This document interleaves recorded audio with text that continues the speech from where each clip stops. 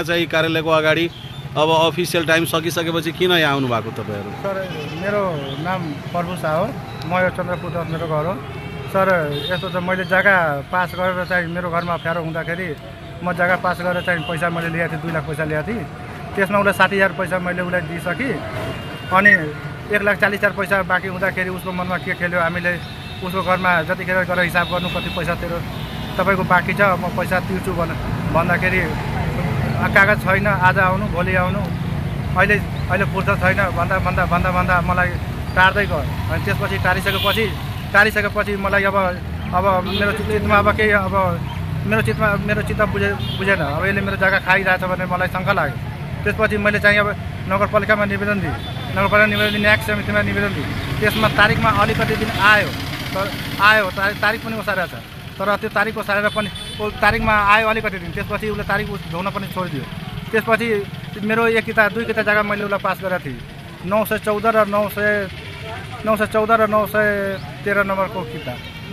अनि तपाईले सम्बन्धित निकायमा जानकारी उजुरी दिनु भएन?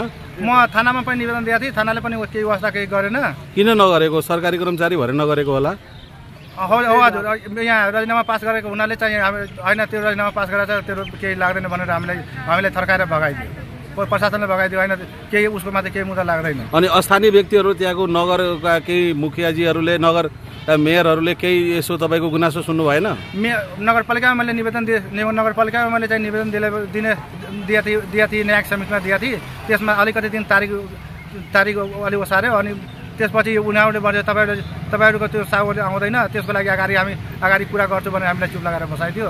त्यसपछि मेरो 2 किता जग्गामा 1 किता जग्गा उसले बेचिदियो, 1 किता जग्गामा अरूले चाहिँ घर बनाउन लगाइदियो। के नाम छ हो कर्मचारी स्वास्थ्य कर्मीको नाम भन्नुहोस्? उहाँको सुनिल कुमार मिश्र, विश्रामपुर 8 रौतहट जिल्ला।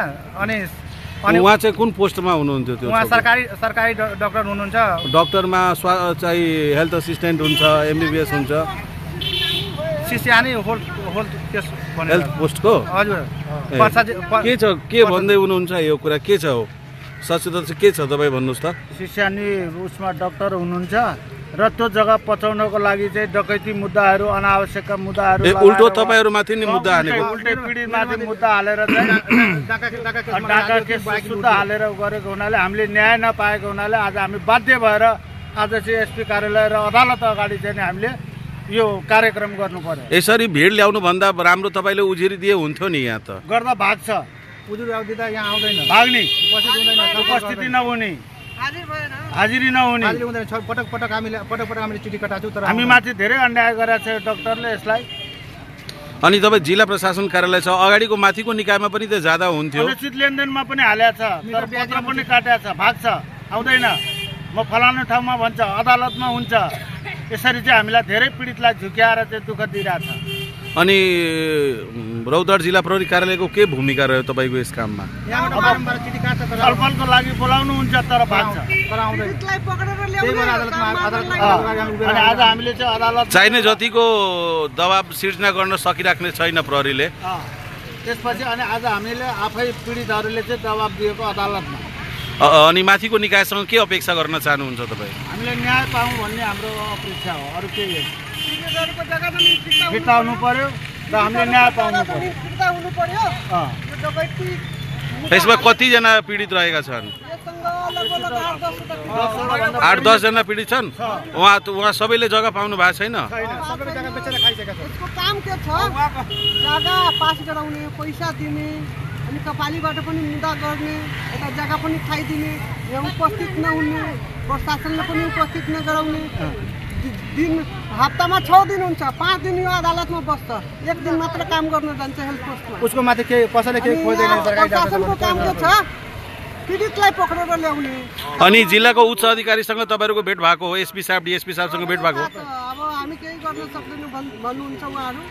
हामीले के गर्नु भन्छ? उहाँहरूको भनाइ चाहिँ हामी केही गर्न सक्दैनौँ भने होइन। डकैती मुद्दा हुँदा त तपाईँको चाहिँ डकैती मुद्दा हुँदा त मुद्दा लाग्दैन भन्नुहुन्छ यस्तो डिएसपी साहबले। चपुरको डिएसपी साहबले भन्नु के भन्नुभयो? तपाईँमाथि डकैती मुद्दा हालेको थियो, उहाँको साबित भएन, झुटो मुद्दा हालेको थियो। तर मुद्दा त झुटो पनि हुन सक्छ, उहाँले हालेको मुद्दा। त्यही त झुटा मुद्दा झुटा भयो। त्यही त षड्यन्त्र जतिखेर षड्यन्त्र गरेर हामीलाई फसाउन खोजिरहनु